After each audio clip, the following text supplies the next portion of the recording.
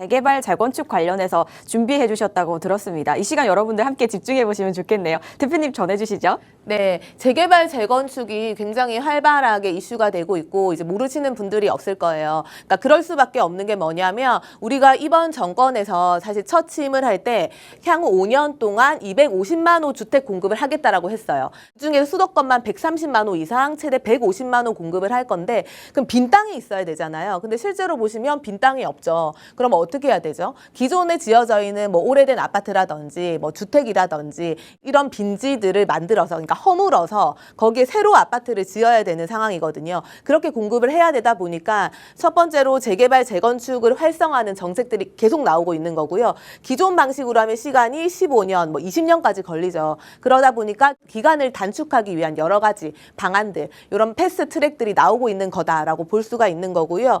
또 기존의 일기 신도시 같은 경우도 이제 건축 연한이 도래하다 보니까 노후계획 특별법으로 해가지고 이제 재건축이 또 빠르게 진행되게끔 하는 거고요. 또 그전 정권에서 3기 신도시 얘기가 나왔었지만 토지 보상 문제라든지 뭐 이런 부분 때문에 기간이 늘어졌었죠. 그런데 이번 정권에서 이걸 없애는 게 아니라 오히려 기존에 나왔던 3기 신도시에 대해서 빠르게 진행될 수 있도록 여러 가지 제도를 도입을 해서 이렇게 재개발, 재건축 등 공급 정책이 나오게끔 하고 있는 상황이다. 이렇게 보시면 될 것 같고요. 기본적으로 재개발과 재건축에 대해서 의미를 좀 정리하고 가면 좋을 것 같은데 보통 이제 생각을 하는 게 재개발이라 그러면 단독이나 다가구 밀집 지역들, 그러니까 주택이 아파트가 되는 경우를 재개발로 생각을 하고요. 재건축은 아파트가 되는 거를 재건축이라고 많이 생각을 하거든요.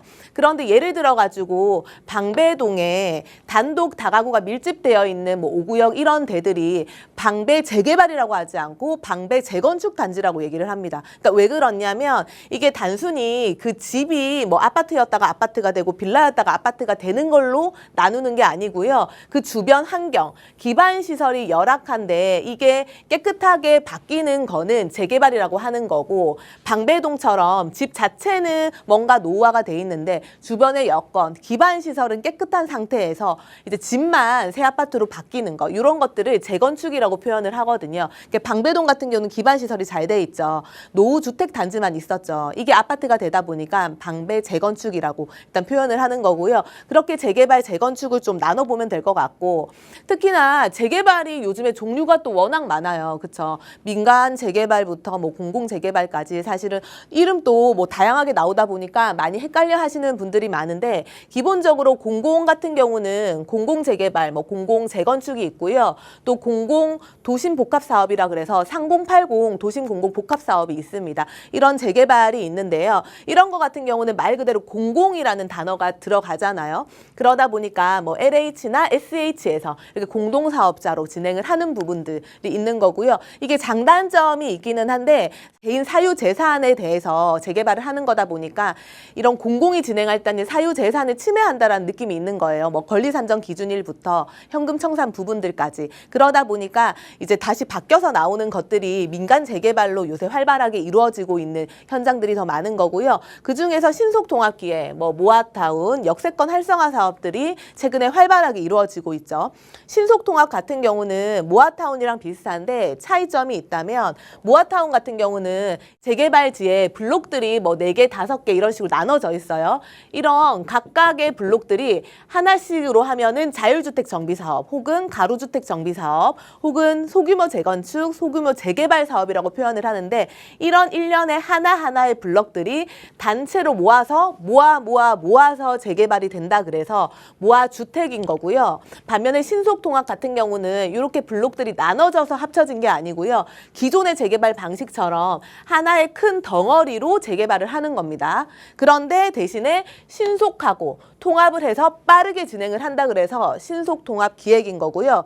우리가 일반적으로 조합원들, 그러니까 민간 주민들 입장에서는 사실 잘 모르잖아요. 그러다 보니까 이게 서울시가 공공과 좀 협력을 해가지고 가이드라인을 주민들한테 제시를 하는 거예요. 그래서 좀 가이드라인을 잡아주면서 재개발을 추진을 하다 보니까 당연히 빨리 하려다 보니까 여러 가지 공공에서 뭐 지원 혜택 같은 것도 들어가는 거죠. 그런데 또 반대로 생각하면 이런 혜택들이 들어가기 때문에 이런 지역들은 투기 세력이 또 조장될 수 있겠죠. 그래서 보통 신속통합기획 같은 경우는 공공이 참여를 어느 정도 하다 보니까 후보지가 선정이 되면 토지거래 허가구역으로 묶이더라. 이런 차이가 있더라라고 좀 보시면 되는 거죠. 토지거래 허가구역으로 묶이게 되면 우리가 이제 실거주를 해야 되고 전세 끼고 매수가 일반적으로 안 된다. 근데 반면에 모아타운이나 모아주택 같은 경우는 그런 토지거래 허가구역이 아니다 보니까 우리가 전세 끼고 매수도 가능하다. 투자가 가능하다. 이런 차이로 좀 보시면 될 것 같고요. 또 최근에 좀 많이 이루어지고 있는 게 역세권 활성화 사업이 있습니다. 여기도 종류가 뭐 4개 정도 되기는 하는데 기본적으로 역세권 주변에 뭔가 노후화돼 있고 저개발이 돼 있고 침체돼 있고 이런 주변 상권들을 좀 활성화시켜 주는 거고요. 활성화시킬 때는 당연히 조합원들 입장에서는 추가 분담금에 또 이슈가 있을 수 있겠죠. 그러다 보니까 역세권 주변을 기존의 용적률에서 종상향을 시켜서 용적률 인센티브를 주는 거예요.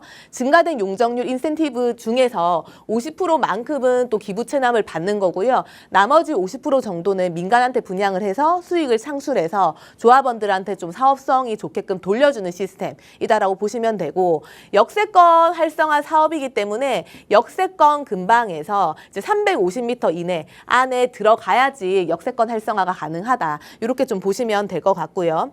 어쨌든 주변이 주거타운, 업무타운, 상업시설 등으로 고밀복합 개발이 되는 거니까 그 주변 환경이 굉장히 많이 개선이 되고 있는 사업이다. 이렇게 좀 정리를 해보면 될 것 같아요.